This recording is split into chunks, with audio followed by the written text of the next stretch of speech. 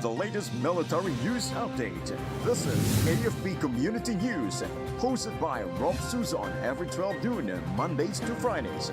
Only here on DWDD Armed Forces Radio. One AFP for a stronger Philippines.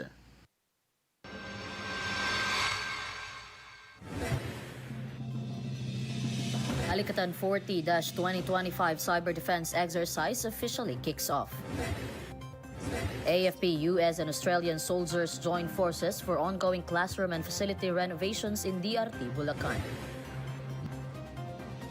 More than 60 OFWs return home from Middle East. Pag-asa rules out water rationing as major dams have ample water reserve.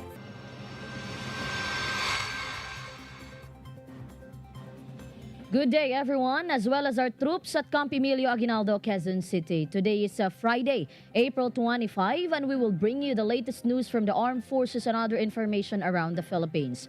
In behalf of Rof Suzon, this is Jhai Simbajon for AFP Community News. DWDD Armed Forces News. The service members from the Armed Forces of the Philippines and the United States Armed Forces participated in the Balikatan 40-2025 Cyber Defense Exercise, or CIDEX, held yesterday, April 24, at Camp General Emilio Aguinaldo in Quezon City. CIDEX is being simultaneously conducted across various AFP units, including Naval Operating Base Subic in Zambales, Western Command, and Clark Air Base in Pampanga. The event was closely observed by international partners and cyber defense experts, including representatives from the Colombian Armed Forces, United States Indo-Pacific Command, Canadian Armed Forces, Japan Air Self-Defense Force, Philippine Coast Guard, and the AFP Cyber Command Cybersecurity Incident Response Team. The exercise brings together personnel from different nations to simulate real-world scenarios, share best practices, and develop a coordinated response strategy. CIDEX is designed to bolster cyber defense capabilities and enhance interoperability in facing today's evolving digital threats.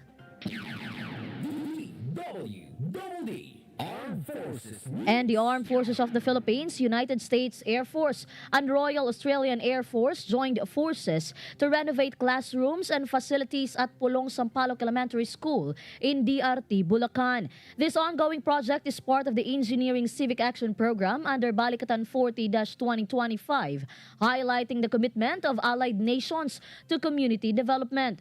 Troops are currently working on key improvements, including plumbing upgrades, ceiling installations, and the construction of concrete walkways. As of today, the project is now 30% complete and is expected to be fully finished by May 7, 2025. This initiative reflects the enduring partnership between the Philippines and its allies, not just in military readiness, but in building stronger, more empowered communities through education and infrastructure support. DWDD Armed Forces News. Armed Forces Radio. For other updates, let us hear the details about Chief of Staff of the Armed Forces of the Philippines, Lord's 4th Infantry Division, accomplishments during Bukidnon visit. Go ahead for the details, Gina. Jhai, the Chief of Staff of the Armed Forces of the Philippines, General Romeo S. Browner Jr., lauded the continued excellence of the 4th Infantry Diamond Division during his visit to the 403rd Infantry Brigade in Malaybalay City, Bukidnon yesterday, April 24, 2025. During his talk to troops, General Browner Jr. expressed deep pride in the accomplishments of the 4th ID and shared personal reflections on his time leading the division in 2021.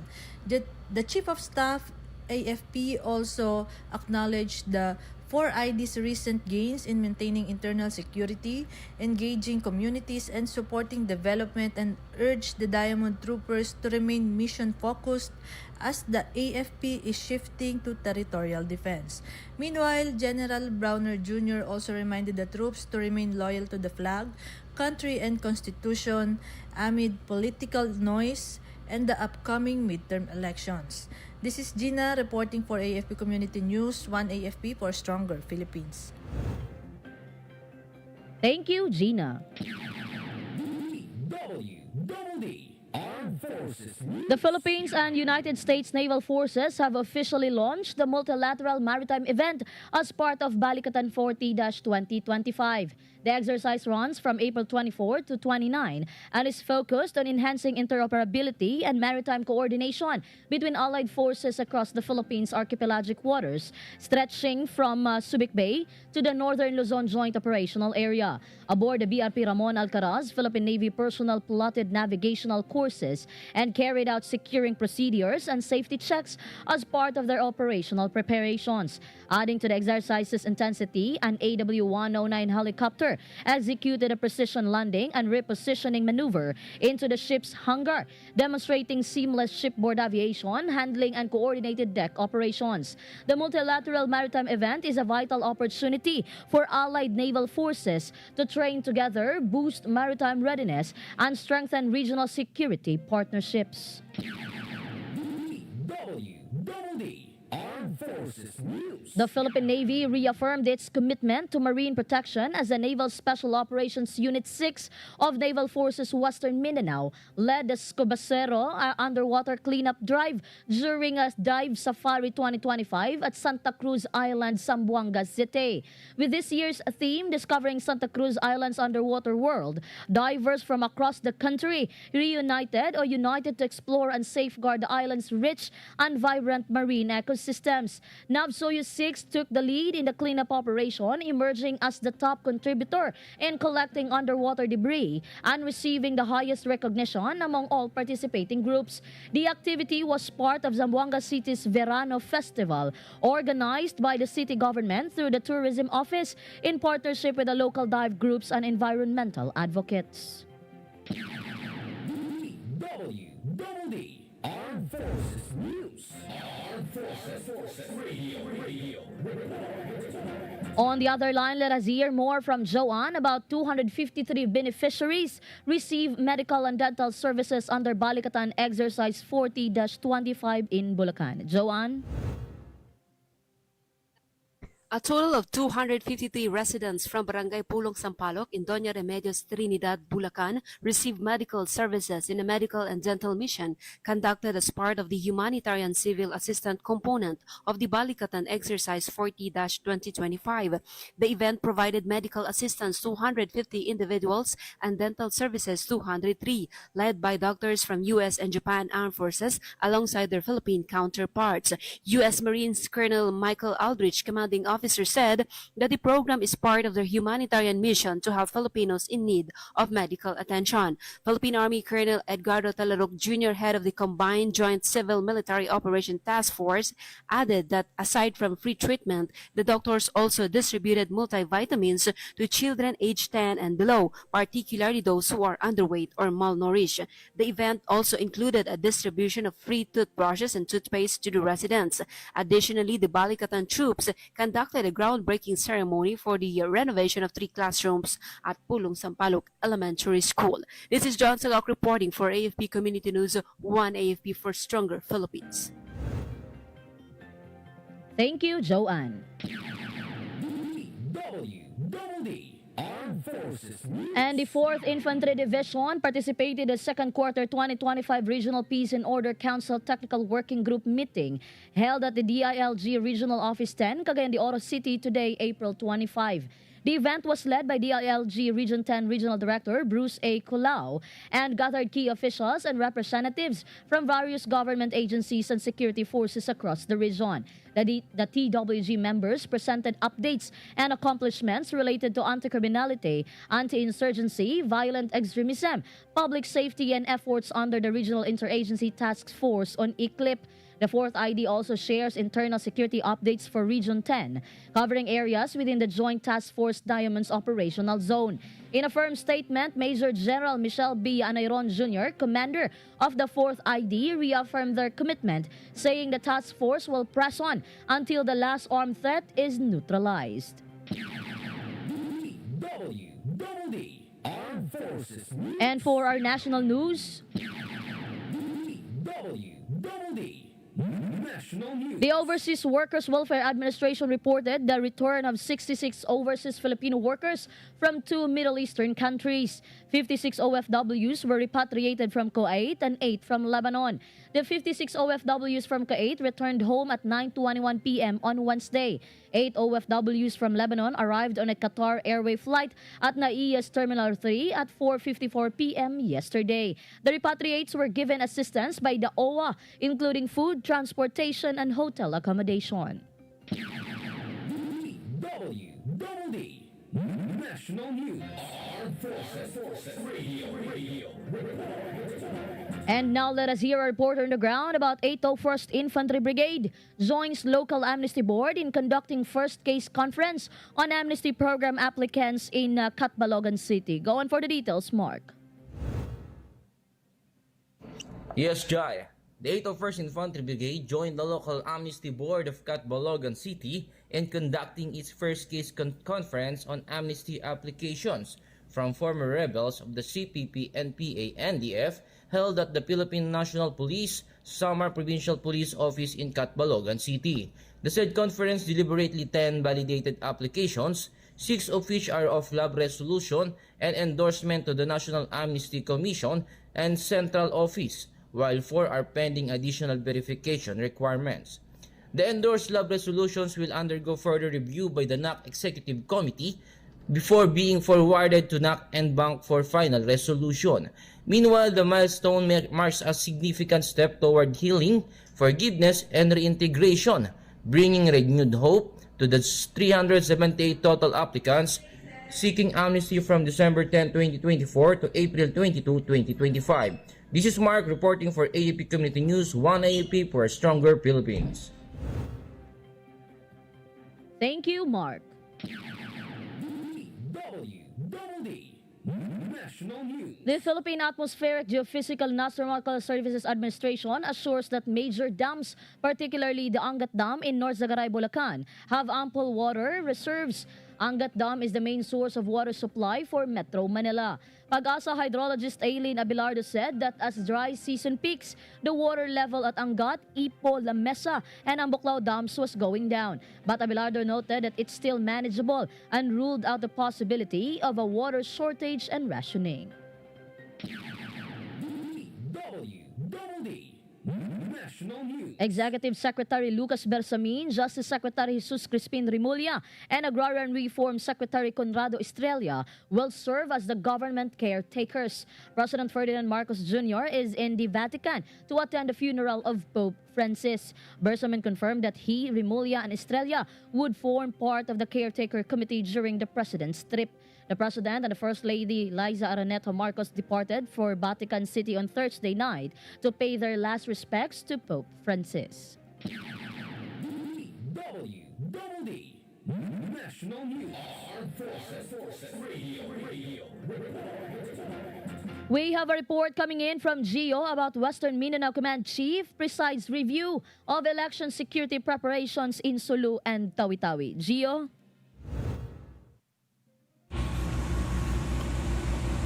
Yes, Jhai, Western Mindanao Command Commander Lieutenant General Antonio Nafarrete presided over a series of conferences on security and contingency plans of units based in the province of Sulu and Tawi-Tawi for the 2025 national and local elections. Lieutenant General Nafarrete previewed and assessed the election readiness of Joint Task Force Orion during a conference held at the 1102nd Infantry Brigade Headquarters in Camp Aka, Barangay Bualok, Sulu.